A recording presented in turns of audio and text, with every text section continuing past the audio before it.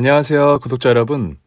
저는 91이신 우리 아버지의 애물단지인 42살 남성입니다. 아직 미혼이에요.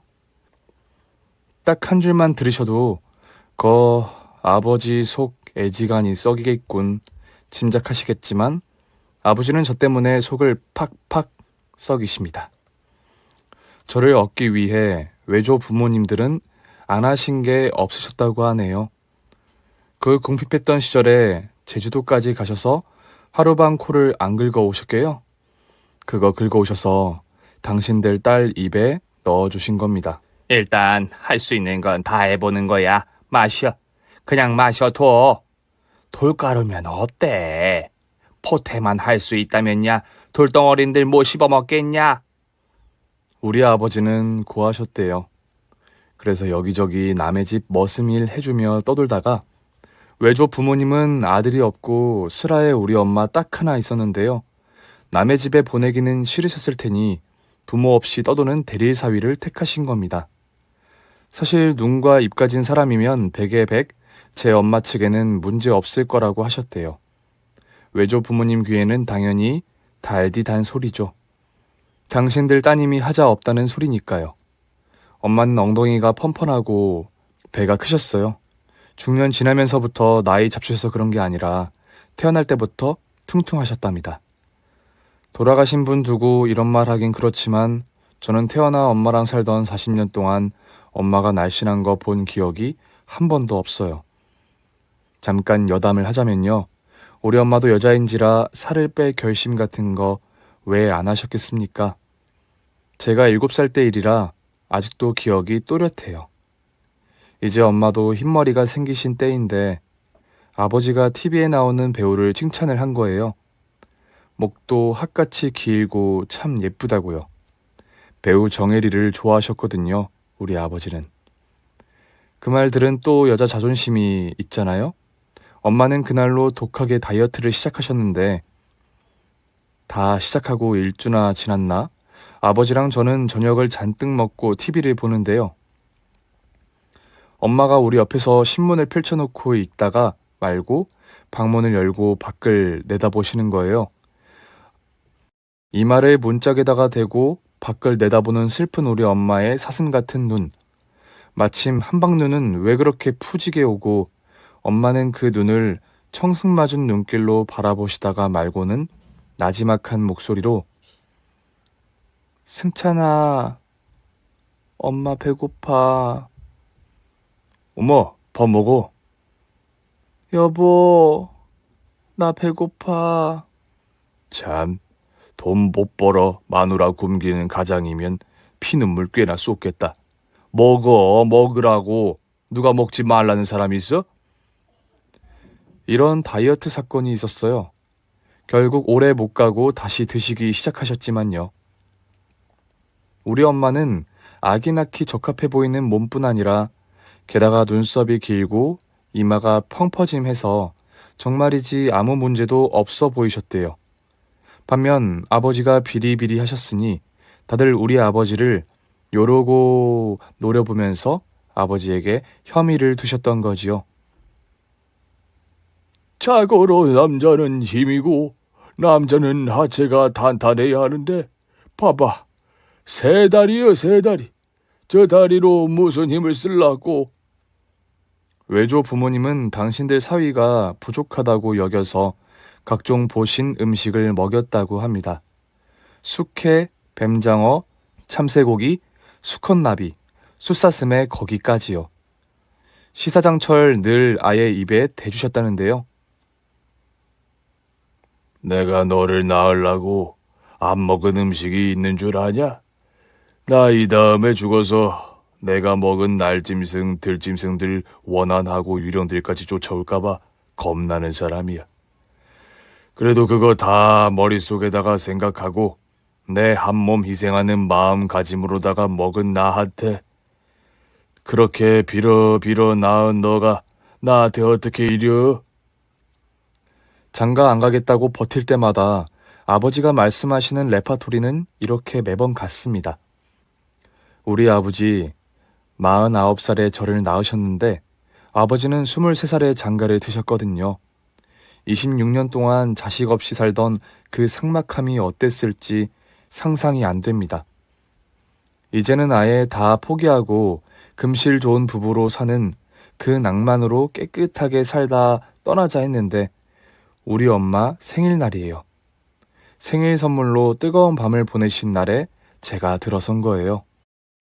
그렇잖아요, 왜? 연애할 때도 상대방 연락 기다릴 때는 연락 안 오고 전혀 엉뚱한 순간에 연락 오는 것처럼요. 몸이 이상해서 산부인과는 아예 생각도 안 하고 내과 같은 곳에만 뱅뱅 도셨답니다. 마지막에는 산부인과를 가보라고 해서 병원 다녀오신 엄마. 나 임신이래요. 며칠 병원만 쫓아다니는 아내를 보며 제발 아무 병 아니길 바라던 아버지는 순간 얼굴이 창백해지셔서 뭐? 당신이 그런 병에 왜 걸려? 잘못 들었어요? 임신이라고요. 아기요, 아기. 이제 동네방네 이 망신을 어쩔 거야. 그렇게도 소원하며 눈물로 세우던 26년 동안은 들어설 생각도 안 하던 아이가 49살에 들어섰으니 세상을 다 가지신 것 같으셨겠지요. 우리 아버지 그 좋아하시는 거라니요. 엄마가 방문 밖에만 나오려고 해도 신발까지 앞에다가 놔주시면서 나이도 많은데 조심하라고. 애 잘못되면 당신이 책임질 거야? 아무튼 설거지도 빨래도 내가 다 할 테니까. 아버지가 부엌일까지 다 해주셨답니다. 나중에는 요강까지 방 안에다가 넣어주실 지경까지였대요. 너무 그렇게 수선 떨어도 안 된다고 엄마가 싫은 소리를 하셔도 소용없으셨답니다. 그렇게 금이야 오기야 키운 아들. 이제 여든 바라보고 있는데 30살 먹은 아들이 장가를 빨리 가야 손주는 보고 죽을 텐데 하시던 아버지는 90이신 오늘날까지도 손자는커녕 며느리 손에 밥 한 술 못 얻어 잡수신 겁니다. 뭐 그거야 어쩌겠어요. 그 생각만 하면 죄만스럽지만 팔자의 그 복은 없으신가 보지요. 엄마가 작년에 돌아가시기 전까지는요. 늘창 늘어지지 못한 자손. 자손 없는 거 빼고는 오복을 다 갖추신 부부라고 동네서들 얼마나 부러워하셨다고요. 부부 나란히 장수하니까 늦둥이 둔 보람이 있다고들 하셨지요. 남들이 엄마는 백세 거뜬하실 거라고들 했는데 참 제가 엄마 앞에 죄 지은 게 너무 많네요. 그 생각만 하면 가슴이 콱 막히는 것 같아요. 우리 아버지는 이제 혼자 남으셨으니 더 애달복달 저를 어떻게든 끈을 묶어주고 장가드리고 가는 게 남은 인생 목표가 되셔가지고요. 눈에 불을 켜고 저를 들들 볶아 쳐대십니다. 아버지가 요즘 아침에 눈 떠서 저를 보면서부터 들들 볶으시는 데는 이유가 있거든요. 읍에 새로 생긴 부동산 중개업자인 마릴린 먼로 닮은 44살 먹은 노처녀를 며느리감으로 점 찍으셨기 때문이에요. 마릴린 먼로가 한 20kg 찌면 그 아줌마입니다. 제가 여자라곤 40년간 살찐 마릴린 먼로인 우리 엄마를 보고 살아서 질릴 대로 질렸는데 아내까지 그런 사람 얻어야 합니까? 여자는 자고로 품에 안으면 넙대대하니 안는 맛이 있어야 한다고. 투덕투덕해야 하는 거라고. 네 엄마 봐라. 얼마나 매력있어. 그 부동산 사장 딱 네 엄마라니까. 내가 첫눈에 보고 얼마나 좋았는지 말이다. 아버지, 엄마는 아버지 취향이시죠. 저는 아니에요. 너는 그래서 안 된다니까. 샘골에 살던 수양이 천안 삼거리 버들가지 같은 허락 가지고 봐라. 21살에 병 얻어 죽어버리고 너 그 애 못 잊어 그러던 거 내가 모를 줄 알고 그때 그 애 며느리 들여서 봐. 호랍이 만들었지. 아버지 말씀이 맞습니다. 지금에야 아버지가 저리 무람 없이 수양이 이야기를 하셔도 제가 웃어 넘기지만 불과 몇 년 전만 해도 눈물 없이는 생각할 수 없는 첫사랑입니다. 21살에 죽었어요. 몸이 많이 아파서 앓다가 죽은 후로 저는 수양이 때문에 아마도 다른 여자를 아직도 못 만나고 있는 것 같긴 합니다. 그래도 언젠가부터는 수양이 생각하면서 술 마시지는 않아요. 사람이란 게 망각이 제일 큰 복이라더니 진짜로 세월간이 잊혀지더라고요. 아버지는 이제 당신 삶이 얼마 안 남으셨다고 생각하시거든요. 그래서 하나 자식 저를 제대로 짝 묶어주고 평생 먹고 살 기반도 탄탄하게 잡아주고 떠나는 게 당신의 의무라고 여기시는 것 같아요. 그리고 엄마, 아버지 없이도 잘 살 수 있게 생활 습관도 제대로 잡아주고 싶어 하시죠. 매사 헐렁헐렁한 저를 못 믿어워 더 화를 내시는 건지도 모릅니다. 그날 아침에는 노인네가 새벽 6시 30분부터 깨우시는 통에 새벽잠 많은 저는 툴툴거릴 수밖에 없었어요. 마당에 계집에 사는 똘이란 녀석까지도 아버지 믿고 어찌나 지저대던지 슬리퍼 짝으로 한 대 후려팼으면 속이 시원하겠구만. 아버지 무서워 그것도 못합니다. 개한테 손끝 하나 댔다간 마을에서 개아범이라고 불릴 정도로 개를 좋아하시는 아버지한테 뼈도 못 추리죠. 오전 10시에 농어촌 민박협회에 약속이 있으니 같이 가자고 말씀하신 걸 자느라 까먹었거든요. 어디선가 듣긴 들었는데 남의 집 아버지들은 자는 아들 귀여워 머리맡에 앉으셔서 머리칼도 보들보들 쓰다듬어 주시고 하신다더만 우리 아버지는 발로 걷어차십니다. 자다 말고 다리를 걷어차인 저는 너무 놀라서 아버지, 무슨 일이에요? 예? 내가 언제 저녁에 밥상머리에서 오늘 농어촌 민박협회에 가서 회원증 발급받아야 한다고 했냐 안 했냐? 그리고 지금 날 밝아진 게 언제인데 아직까지 이부자리에서 뒹구는 거냐고? 너 나 없어지면 밥이나 한술 제대로 찾아 먹겠냐? 아침에 일찍 일어나는 새가 모이 한 알이라도 더 줍는다고 했어 안 했어? 도대체가 말을 하면 뚫린 귀로 알아쳐먹으라고. 기운도 좋으시고 새벽잠 없으신 우리 아버지. 안 배워도 뻔합니다. 새벽 4시에 일어나셔서 싹 씻으시고 논 베비며 받치며 한 바퀴 휙 둘러보고 펜션도 들여다보고 들어오시는 길이란 걸요. 당신께선 당신이 평생 그러고 부지런하게 사신 덕에 우리가 이만큼 방귀 뀌고 산다고 늘 생색을 내시지만요. 아버지에게 목덜미 잡혀 일어나 머리 감고요. 제가 지은 밥은 떡이라 절대 못 자시겠다는 아흔 아버지가 차려놓으신 밥상 앞에 앉아서요. 반찬 골고루 안 먹는다고 혼나고 밥 흘리고 먹는다고 한 대 또 쥐어 박히는 게 저의 일상입니다. 설거지 해치우고 방바닥을 닦는데 아버지께서는 역시나 뭐가 쫓아온다는 듯 서두르십니다. 아버지는 제 운전이 못 믿어오시다고 웬만하면 저에게 차키를 안 주시거든요. 아흔 우리 아버지 아직도 쌩쌩 운전 잘하세요. 보조석에 올라서 전방을 보며 한참 국도를 달리다 말고 우리 아버지 제 다리 쪽을 잠깐 보시고는 네, 은도가 어쨌어? 내려다 봤더니 맨발이네요. 양말 차림인 거예요. 내 얼굴을 왜 봐? 내가 네 발에 있는 신발 벗겨서 내가 신고 있을까봐? 가만 생각해보니 집 마당에서 차에 오를 때 차가 방인 줄 알고 신발을 벗고 탄 거예요. 다행하게 없어지지는 않을 모양입니다. 왜냐하면 그 운동화 아버지께서 생일 선물로 지난달에 사주신 거거든요. 무려 27만 원짜리 운동화입니다. 할 수 있나요? 협회에 들어가면서 맨발일 수는 없으니 다시 되짚어 집으로 돌아갔지요. 집 마당에 들어서니 마당 한가운데 얌전히 놓여진 저의 운동화가 보이고 얼른 잡아채서 되도록 아버지 비위 안 건드리게 얼른 차에 올랐어요. 그리고 내도록 조용히 있었습니다. 아버지는 한숨을 푹 쉬시기만 하시다가 내가 참 너를 하나부터 열까지 붙잡아 앉혀놓고 이 챙겨줄 수도 없고 답답하다. 협회 일은 12시에 끝나 회원들과 식사하고 저는 아버지와 5일장을 보고 다시 국도를 타고 집으로 돌아왔는데요. 돌아오는 길에 조용히 왔을 리가 없죠.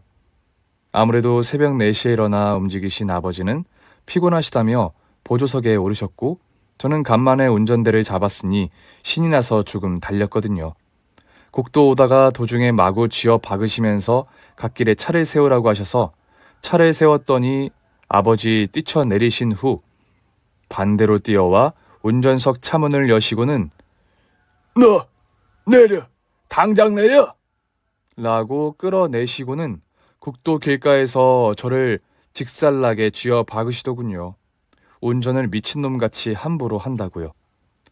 아휴, 제가 못 살아요.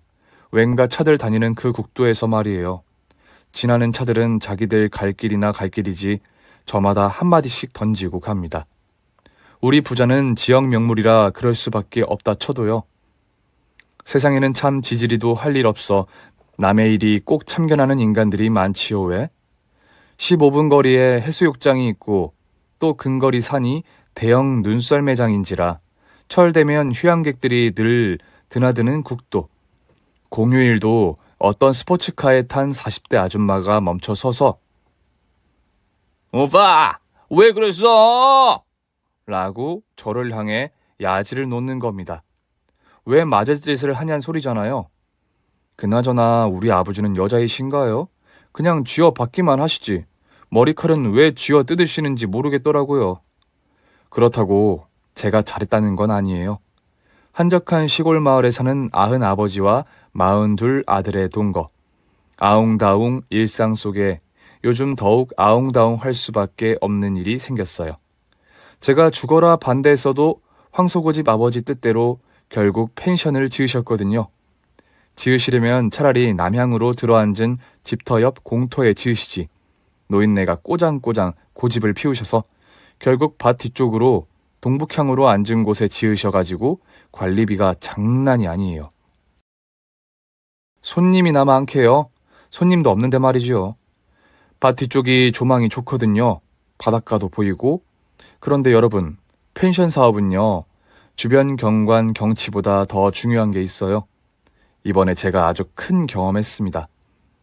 펜션이나 숙박시설은요. 뭐니 해도 방향이 제일로다가 중요해요. 더군다나 시골은 산이 높잖아요.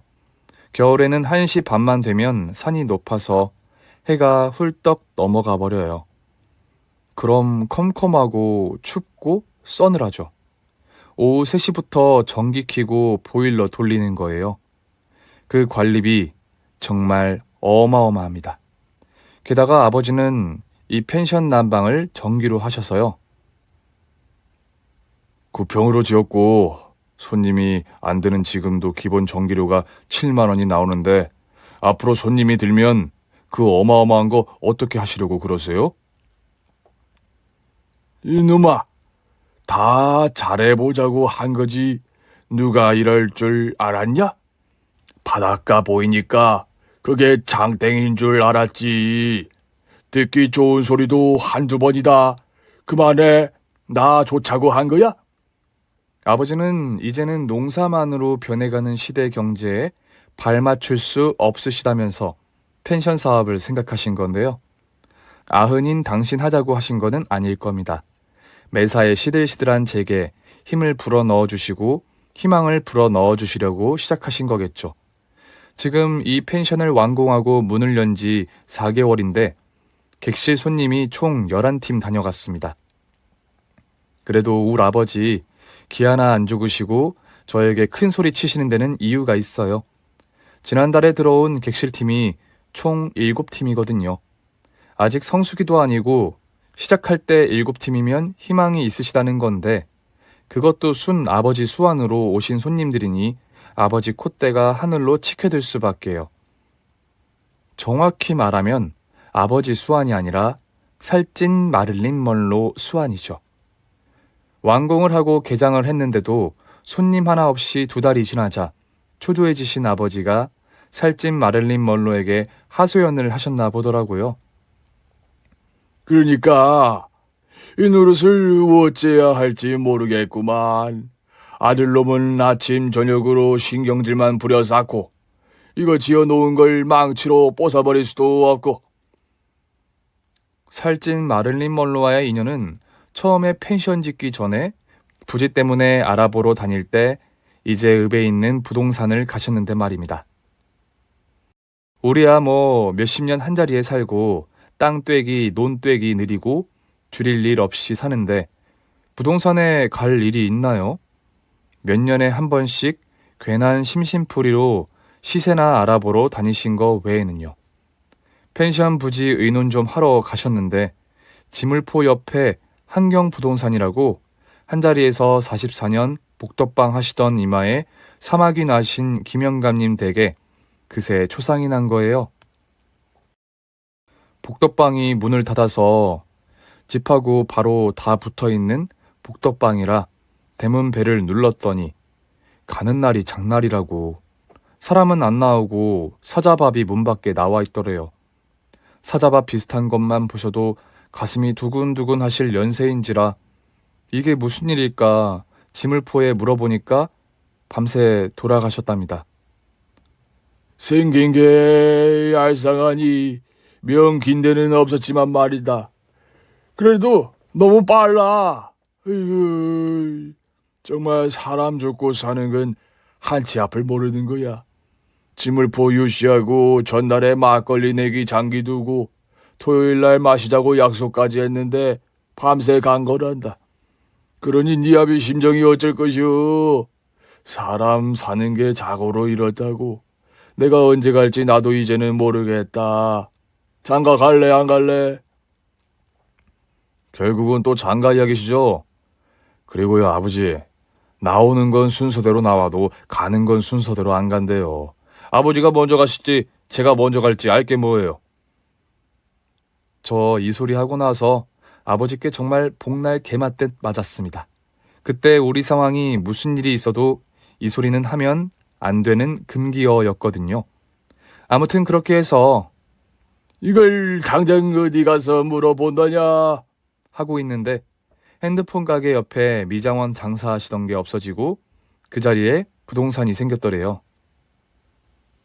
간판부터 신세대처럼 예쁘게 해 달았는데 들어가 보니 한 서너슨 내리 낳은 아기 엄마같이 생긴 여자가 입안에 혀같이 대해주더랍니다. 어서 오시라고 무엇이든 물어보시라며 봉다리 커피를 뜨끈하게 타주고 이야기를 다 들어주더래요. 우리 아버지는 그날 그 부동산 여사장에게 이런저런 거 다 듣고 와서 그대로 해서 지금 펜션 자리에 지으신 거예요. 이러니 제가 그 살찐 마를린 먼로 욕을 안 할 수가 있나요? 그건 기본 아닙니까? 방향을 보고 지어야 한다는 거요. 이건 사실 제 억지고요. 법적인 것을 물어서 법적인 것만 알려주었겠지요. 11개월 후에 펜션 완공을 하고 나서 아버지가 손님이 안 드니 답답해서 의논이라도 할 겸 또 찾아가고 나서야 펜션이 동북향인 걸 안 겁니다. 살찐 마를린 먼로는 괜히 지 잘못으로 이렇게 된 것 같아 어쩔 줄 몰라 아버지께서 물어보는 건 돈도 안 받고 다 척척 알아봐주는 우정관계가 형성이 되었나 보더라고요. 그리고 11개월이 지나는 동안 제 아버지하고 살찐 마를린 먼로는 펜션 앞날을 도모하는 영혼의 친구의 단계까지 이른 거예요. 그래서 말이죠. 파리만 날리던 펜션에 손님이 든 수한 이야기가 뭐 대단한 건 아니고요. 이 여자가 생긴 거하고는 다르게 머리 회전이 빠르더라고요. 저희가 키운 농산물을 주문해 먹는 손님들에게 택배를 보낼 때 그 안에다가 펜션 전단지를 같이 보내보라고 하더라고요. 이제는 농산물이 거의 다 직거래라 우리 집은 갖은 야채부터 고추, 고춧가루, 들깨, 들기름 등등 안 다루는 품목이 없습니다. 손이 모자르면 사람을 쓰면 썼지 우리 아버지 밭을 그냥 안 놀리시니까요. 농산물 시켜먹는 고객에게 전단지를 넣어보내는 걸 콧등으로도 안 들었는데 이게 먹히기 시작한 거예요.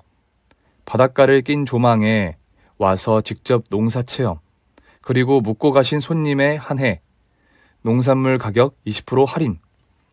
택배로 주문받고 그 전단지 받고 오신 손님은 객실 15% 할인하니까 성수기도 아닌 때 새로 지은 펜션에 7팀이 드니 아버지는 이제 신바람이 나신 거지요. 사실 펜션은 홍보비에 지출이 엄청나거든요. 홈페이지 제작하는 것도 그렇고요. 그런데 홈페이지 제작을 이 마릴린 먼로가 직접 해주었으니 우리 아버지는 완전히 마음이 이 사람에게 기울 수밖에 없겠지만요. 사람이 하나를 보면 열을 안다고 했다. 도대체 못하는 게 뭐요? 너는 자고로 만사에 흐리멍텅 물에 물 탄 듯 하는 놈이니까 저런 여자여야 돼. 사실 홈페이지 제작을 직접 해줄 때부터 이 여자가 제게 마음이 있는 걸 알아봐야 했는데요. 뭐 그거야 남의 마음이니까 제가 감놔라 배놔라 할 건 아니고 제 마음만 굳건히 안 받아주면 되는 거니까 상관없었습니다. 그리고 아무리 아버지라지만 40 넘은 자식의 혼처를 2023년을 살아가는 처지에서 마음대로 좌지우지 하시려는 그거부터가 저는 거부감이 들었어요. 게다가 저 여자 자기 펜션도 아니면서 일주일에 한 차례는 꼭 들려서 펜션을 둘러보며 이거저거 참견하는 꼬라지도 보기 싫어 죽겠는데요. 아버지와 이 마릴린 먼로는 급기야는 20분 거리에 있는 인근에서 객실이 가장 잘 찬다는 펜션을 원정 탐색까지 하고 오기까지 하더라고요.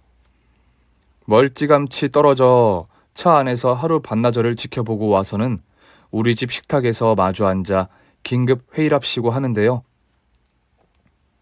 아휴, 아저씨 또 허풍 치시는 거예요? 또요? 무슨 80명이에요? 한 40명 되지. 이 사람 보게 내가 세웠어. 저도 세었어요, 저도. 그리고 아저씨 돋보기도 안 끼시고 그 멀리 있는 사람 숫자를 어떻게 세셨대? 답답해서 바람 좀 쐬려고 나가다 말고 식탁 앞에 가서 짜증을 내었습니다. 80명이고 40명이고 그만들 두세요. 지금 객실 청소해주는 사람도 없이 제가 혼자 해도 나가는 돈이 이렇게 물수듯 나가는데 지금 남의 펜션 몇 명 들어온 게 무슨 해당이에요? 너 지금 잠바를 입고 어딜 나가려고? 찬바람 쐬면 안 된다고 몇 번을 말하디야. 우리 아버지는 밤이면 저를 꼼짝도 못하게 소나기에 움켜쥐고 안 놓아 주십니다. 제가 17살 계집애도 아니고 이렇게 감옥을 살아야 하는지 한심하지만 속으로는 몸 관리도 제대로 못한 놈이 뭔자요. 참자 라고 중얼거리고 바람 쐴 자유를 포기합니다. 바람도 제 맘대로 못 쐬고 방에 들어와 이불을 머리끝까지 뒤집어 쓰고 있자니 아버지에 대한 반항심이 다시 고개를 들더라고요. 그런데요. 솔직히 그건 옳은 감정이 아닌 거 압니다. 입이 10개라도 할 말이 없는 불효를 하는 놈이야 그저 자글자글 끓는 방에서 낙신낙신 온몸 지져가며 잠이나 잘 자는 게 개 중 가장 효도하는 걸 거예요. 다음날 아침에 일어나니 기침이 며칠 상간보다 더 많이 나가는 것 같더라고요. 가슴 압박도 다른 때보다 심하고요. 그래도 역시나 해야 할 일은 해야 하는지라 밥 먹고 펜션 침대 시트부터 아직 안 빤 이불을 세탁기에 넣고 있자니 울컥 짜증이 올라오는 겁니다. 도대체가 돈도 안 되고 목돈은 나가고 푼돈 들어오는 이놈의 걸 이걸 왜 해야 하는지 나는 아무리 생각해봐도 답이 안 나와. 혼자 비 맞은 땡중처럼 중얼거리고 있는데 우체부 선생님께서 우체통에 한 무더기 넣고 가시는 게 창밖으로 보여서 얼른 쫓아나갔습니다.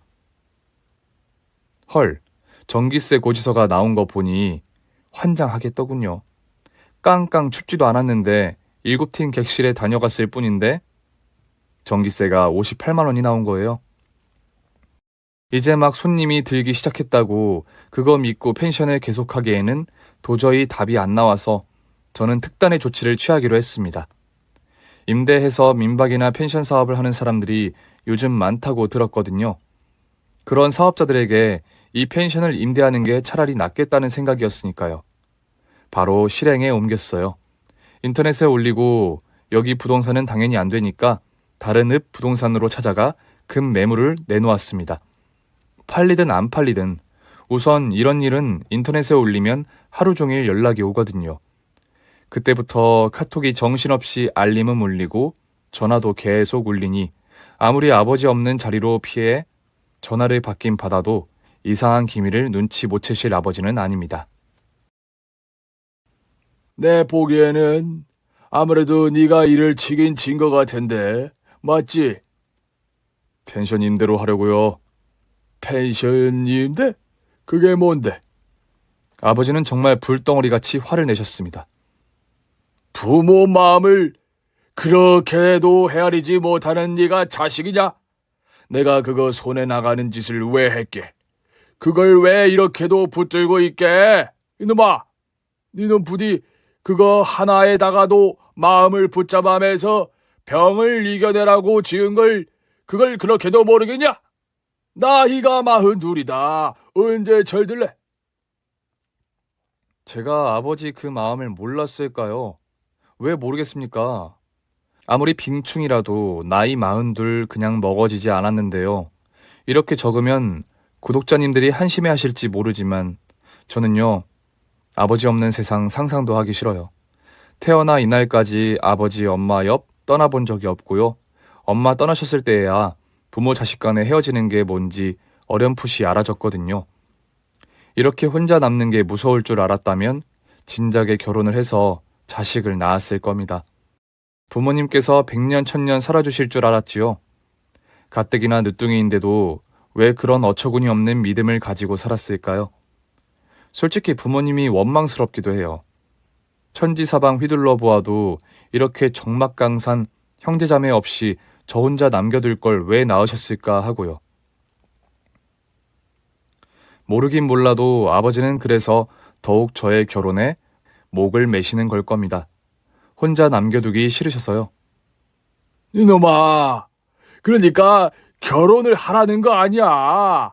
너 혼자 있는 거 두고 갈라치면 사람 하나 없는 호랑이, 늑대 이런 거 나오는 들판에다가 아니다. 깊은 험한 산골에 너 하나 남겨두고 떠나는 것 같을 거란 말이야. 빨리 결혼해서 자식을 봐야 할 거 아니야. 너도 네 가정을 이루면 내가 죽어도 눈을 꼭 감고 죽겠다. 90 가까워서도 여든으로 보일 정도로 건강하시던 엄마가 떠나신 이유는 저 때문이에요. 제가 폐암이거든요. 말기는 아닌데 폐암이라면 우리 모두 다가 죽는 줄로만 알고 계신 엄마는 그날 아침까지만도 밥 한 공기 달게 뚝딱 비우시고 호미 들고 집 뒤 텃밭으로 나갈 채비를 하시던 엄마는요. 나가려는 뒷꼭지 잡아 앉힌 아버지께서 알려주신 제가 폐암이란 소리에 그 자리에서 혼절하셔서 다시는 일어나지 못하시고 응급실에서 나흘을 보내시다가 세상을 떠나셨어요. 워낙에 고령이시라 충격을 이기지 못하신 거죠. 이 불효를 어떻게 씻어드릴까요? 제가 인생의 단추를 잘못 끼운 것 같아요. 작년에 알게 된 폐암. 아마 제가 폐암이 아닌 상태에서 어머니께서 돌아가셨다면 이제야 죽음이 뭔지 알게 되어 서둘러 아무나 붙잡고라도 결혼을 했을 거예요. 폐암 진단을 받았는데 혼자 남는 게 두려우면 뭐하나요? 이제와 남의 집 멀쩡한 처녀 데려와 과부 만들 수도 있는데요. 암이 어떻게 진행될지 한 치 앞도 모르는데 이렇게 혼자 살다가 제 앞으로 죽음이 떨어지면 훌훌 털어버리고 떠나면 되는 거지요. 단 하나, 제가 바라는 게 있다면 아버지보다는 오래 살고 싶다는 겁니다. 부모 앞에 먼저 가는 불효는 저지르고 싶지 않아요. 얼마 전에 아버지께 했던 말은 정말 큰 불효이지요. 폐암 치료 중인데. 결국은 또 장가 이야기시죠? 그리고요, 아버지, 나오는 건 순서대로 나와도 가는 건 순서대로 안 간대요. 아버지가 먼저 가실지 제가 먼저 갈지 알게 뭐예요. 이렇게 말했으니까요. 처맞을만 하지요, 뭐. 펜션에다가 희망을 묶은 거라는 말씀을 듣고 난 다음 날 새벽에 일어나 보니 아버지가 안 계신 거예요. 처음에는 속이 상하셔서 절에 가셨나 보다 했습니다. 차가 없었으니까요. 우리 아버지 돌아가신 엄마 생각나실 때도 절에 가시고 속상한 일 있으실 때도 절에 가시거든요. 그런데 점심때가 되어도 안 오시고 오후 3시가 다 되어도 안 돌아오시더라고요. 그때서야 전화 드릴 마음이 나서 전화를 했더니 계속 안 받으시고요. 카톡을 보내도 읽지도 않으시고요. 덜컥하고 심장이 내려앉는 소리 같은 게 들리고 귓가에서 윙윙 하는 모기 소리가 나는 것도 같고 딱 죽을 맛이었습니다. 이거 어디로 가서 아버지를 찾아야 하나 하다가 우선 지구대에 가서 실종 신고부터 해야 할 것 같았습니다. 트럭을 몰고 읍으로 나가려는데 마을 입구에서 마을로 들어오는 이장님 차하고 부딪혔어요. 이장님이 운전석 차문을 열고 묘하게 웃으시면서 어이 승찬이, 자네 아버지 좀 모셔와야 쓰겄더라고. 왜지? 무슨 일이 있기에 이장님이 저러시는 거지? 가슴이 쿵닥쿵닥 뛰는데 이게 뭔 소리입니까? 아버지께서 읍에 있는 시외버스 터미널 앞에서 펜션 홍보 전단지를 나눠주고 계시다는 겁니다. 참 우리 아버지를 누가 말리나요? 자식 얼굴에 먹칠을 하셔도 유분수지 아흔의 노인네가 그러고 계실 일인가요? 씩씩거리며 내쳐 달려 쫓아갔더니 세상에 거기서 누구 하나 반갑다는 사람 없는 터미널에서 지나가는 사람 하나하나 붙잡고 전단지를 나눠주시고 계시더라고요. 그 모습을 멀찌감치 떨어져 지켜보는데 화도 나고 울컥하기도 하고요. 아버지! 집에 갑시다! 왔냐? 나 이거 다 돌리고. 찌끗도 안 하시더라고요. 아버지, 자꾸 이러시면 저 확 가출할 테니까 그렇게 하세요. 그렇게 반강제로 아버지를 모시고 집에 왔고 이번에는 제가 펄펄 뛰었습니다. 아버지, 펜션 가지고 부자지간에 허구한 날 이렇게 큰 소리를 내니 이게 사람 살 노릇입니까? 아버지, 이거 그냥 처분해버리고 마십시다. 사람 나고 돈 났지 돈 나고 사람 난 거 아니잖아요. 어떻게 하겠다는 해결도 못 내고 이틀을 아버지와 서먹하게 지냈는데요. 이틀째 밤에 밤새 가슴 압박이 심하더라고요. 기침은 그렇게 나지 않는데 말이죠. 사실 아시다시피 폐암은 조기 발견이 가장 힘든 암이죠. 다른 암들은 일기에 발견되면 99% 완치되는 경우가 많은데 폐암은 그게 아니라는 게 사람을 주저앉힌다고 하더라고요. 하면서 남의 말하듯 멀리서 볼 게 뭐 있나요? 제 자신이 매사 의기소침해 있고 미래를 안 보는 거, 저 자신만 봐도 답은 나오지요. 저는 폐암을 1000분의 1 확률로 일기에 발견했거든요. 왜냐하면 감기가 지나갔는데도 3주 내내 기침이 이어져서 병원을 간 겁니다. 우리 아버지 아주 어릴 때 제 친할아버지께서 각혈을 사흘을 쏟아내다 손도 못 써보고 돌아가셨면서 그 탓에 아버지가 부모 없이 헤매인 거라는 이야기를 들으며 자랐는데요. 그래서인지 아버지도 자꾸 병원부터 가보라고 하시는 거예요. 유전을 걱정하셨겠지요. 폐암 일기라도 5년 생존율이 50%밖에 안 됩니다. 폐암은 증세가 별로 없기 때문에 발견 당시 80%의 사람들이 이미 3기 내지 4기에 발견을 하게 된다네요. 나머지 반도 또한 완치를 바라보는 게 확률이 낮다더라고요. 늘 언제든 재발할 위험을 안고 살아가는 거지요. 그날 아침에 아버지가 안 깨우셔서 늦잠을 자고 일어나 보니 8시가 넘었더라고요. 식탁에 메모가 있었는데 국 끓여서 밥 먹거라. 약도 꼭 먹어라. 흰색 통에 있는 거부터 먹어라. 아버지 샘골에 있는 밥 보러 간다. 공부 부동산 사장이 밭 팔아준단다. 임자 나셨다. 그거 팔면 아버지가 집 옆에다 펜션 멋있게 지어줄구마. 남향으로다가 지어줄구마. 허고 뒷밭의 것은 임대하자. 네 뜻을 존중하마. 아버지가. 냄비 뚜껑을 열어보니 끓여놓으신 아욱국이 있었고 거기에 밥을 말아 먹는데 목이 메어서 안 넘어가더라고요. 억지로 밥을 먹고 일어서는 순간 기침 발작이 나기 시작했고 한참을 그러고 났더니 이거 아무래도 잘못하다가는 숨이 멈출 것 같다는 위협이 느껴지는데 정말 아찔했습니다. 간신히 폰을 잡고 119를 불렀어요. 10분 내에 도착한 119를 타고 응급실에서 검사를 했는데요. 조심한다고 했는데 폐가 다른 경로로 감염이 돼서 물이 찼고 그래서 기침이 심하게 났다고 하더라고요. 아버지는 그때 샘골에서 밭을 다 보고 그 동네 입구에 있는 구멍가게에서 막걸리를 비우고 계셨다고 합니다.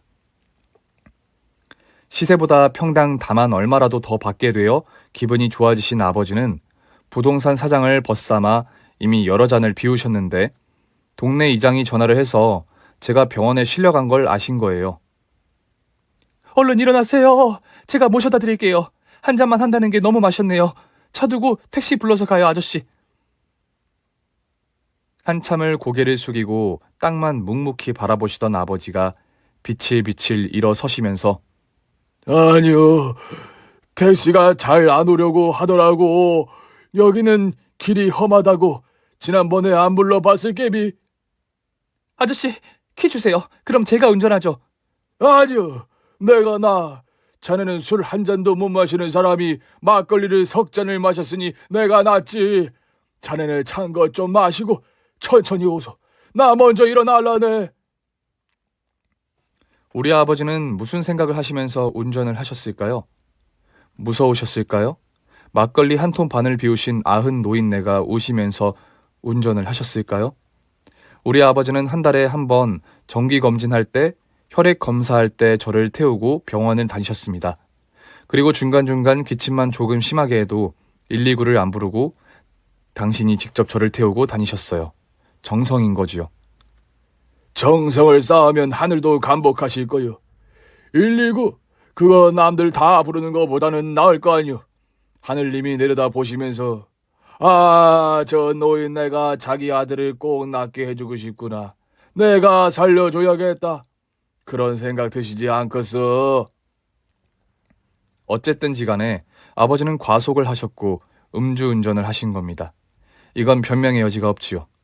샘골에서 50분 거리에 있는 대형 병원으로 오시는 길에 오토바이 배달 기사를 치신 거예요. 현장에 도착한 경찰에게 나 지금 아들 실려간 병원에를 가봐야 한다고 하소연을 해도 경찰이 그걸 들어주나요? 과속에 음주운전에 오토바이를 치었으니 변명의 여지가 없는 겁니다. 아흔의 아버지는 기소되셨어요. 태어나셔서 이날까지 파출소도 들어가 본 적 없는 우리 아버지가 재판장에 서신 거예요. 어릴 때 칼찬 일본 순사만 봐도 살인문짝 안으로 도망가기 바쁘셨다는 분이요. 재판 기일날 젊은 사람들 부축에 이끌려 피고인 자리에 앉으신 우리 아버지는 얼굴이 백지장 같으셨습니다. 연세가 연세신지라 턱이 평소 2배는 떨리시더라고요. 기소 내용을 아버지가 제대로 들으시게끔 아주 천천히 또박또박 큰 소리로 읽어주시고는 하실 말씀 있으시면 하라는 재판장을 우리 아버지는 잠시 바라보더니요. 이윽고 뒤를 돌아보시더라고요. 뒤에 앉은 저를 가리키면서 저기 앉은 저 사람이요. 제 아들이에요. 비로비로 낳았고 올해 42살 먹었어요. 제 나이는 올해 90입니다. 말씀 천천히 하셔도 되세요. 어르신, 제가 다 듣겠습니다. 판사님도 내 나이만큼 살아보시오. 안 징글징글한가? 90년 살아보라고. 60년 넘게 같이 산 여편네도 가고 없는데 사는 게 뭐고 그리 좋겠수. 친구들도 앞서거니 뒤서거니 다 떠나고 나만 남았어요. 저는 동네 나가면 말할 사람도 없어요. 그런데 죽지도 못하고 살아있는 거요? 왜요? 아들놈의 새끼라곤 그거 하나인데 폐암이래요. 내가 90인데 아들이 42이요. 그 나이에도 아직 미장가라 혼자요. 근데 내 새끼가 암에 걸려서 내가 저거 때문에 죽지도 못해요. 나 아니면 봐줄 사람이 있어야 죽죠. 나는 이 나이까지 파출소 출입 한 번 안 해본 사람이요. 그거 다 조사해 보세요. 어르신이 아드님 병수발을 하세요? 어르신 90이시죠? 그럼 누가 할까? 며느리가 있어서 며느리가 할까? 손자도 없는데 내가 해야지. 어르신은 최고의 아버지이십니다. 어르신 존경드립니다. 어르신, 저도 집에 가면 28 먹은 딸이 소아마비거든요. 그런데 어르신만큼 못합니다. 재판장의 권한으로 우리 아버지 사건은 1심에서 바로 기각되었습니다. 아버지는 당신 사건 기각된 거는 아무렇지도 않으시고 제 폐에서 기생하던 암세포가 놀랄 정도로 빠르게 사라지고 있다는 소식만이 귀에 닿는 것 같으셨어요. 아들, 그래서 네가 확률이 몇 분지 몇이라고? 10만 명에 한 명꼴이래요. 그날 응급실에는 제 담당 교수님도 내려오셨는데 놀랍게도 제 폐의 암세포는 죽어나가고 있더라고요. 김승찬 씨, 도대체가 뭘 어떤 걸 잡수셨길래 암세포가 도망을 간대요? 먹긴 뭘 먹습니까? 우리 아버지 잔소리만 먹었죠 뭐. 자식 애달복달 키워주고 보살펴 주어봤자 아무짝에도 소용없다는 말이 왜 나왔냐면요. 저 때문에 나온 거 아닐까요? 암세포가 사라지고 있다는 소식을 듣는데 제일 먼저 아버지 생각 나야 하잖아요. 그런데 희한하게도 살찐 마를린 먼로 생각이 먼저 나는 거예요. 아니라고 저 스스로 부정했지만 사실은 제 마음속 깊은 곳에서는 아마도 그녀가 싫지 않았던 게 분명한 거지요. 우선은 아버지 문제를 해결하기 위해서 동분서주하는 마를린 먼로 옆에서 같이 동분서주하면서요. 이를 헤쳐나가는 솜씨하며 어디서 누굴 붙잡고 어떤 걸 도움받아야 하나를 정확히 판단하는 것도 그렇고 저는 속으로 감탄에 감탄을 했습니다. 이래서 아버지가 이 여자를 그렇게도 며느리로 욕심냈구나. 이 여자 하나만 믿고 살아도 100만 대군을 얻은 것 같겠다. 그런데 걸리는 게 아버지가 소원하시던 손자요. 저도 남자로 태어난 이상 이 세상에 제 씨는 퍼뜨려야 하지 않겠나요? 그런데 이 여자가 44이란 말이죠. 생산이 걱정되는 겁니다. 변호사를 만나 상담을 하고 오는 길에 커피를 마시자고 했습니다. 우리 읍에는 아직도 옛날식으로 주문받고 다방 레지가 커피를 가져다 주거든요. 주문받으러 온 직원에게 우유 있죠? 미지지근하게 덮여서 한 잔 가져다 주세요. 우유는 무엇이게요? 뭐하긴요. 골다공증 미리 예방하는 거예요. 진작에 마셨어야지. 지금 마시면 뭐예요? 벌써 뼈에 구멍 숭숭 다 났지.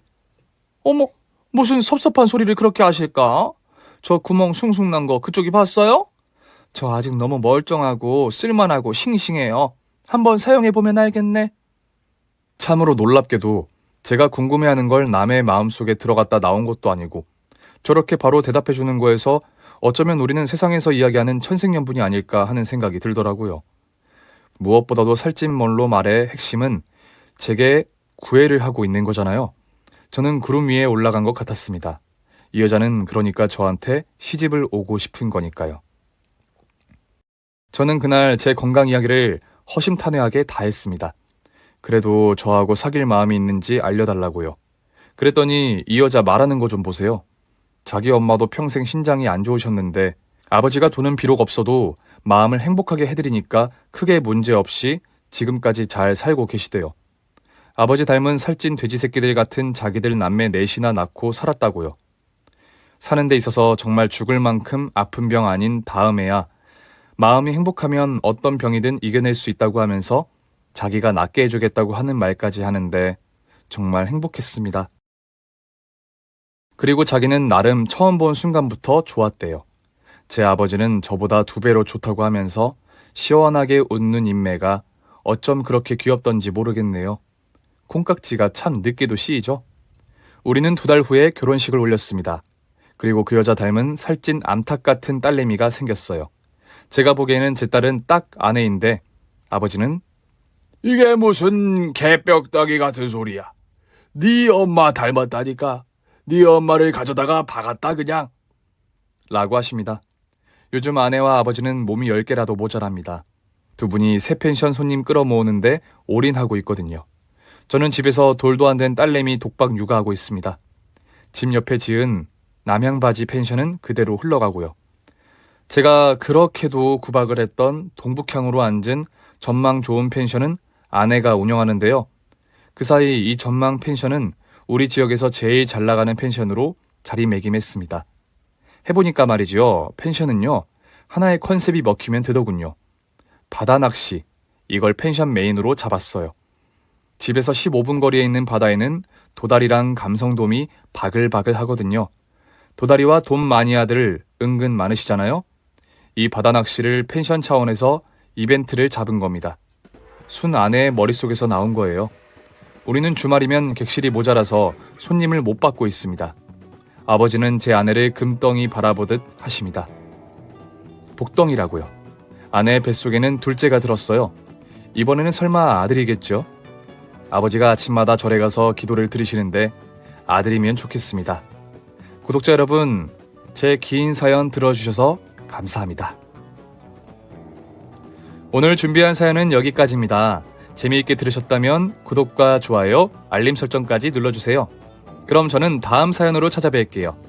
오늘도 건강하고 행복하세요.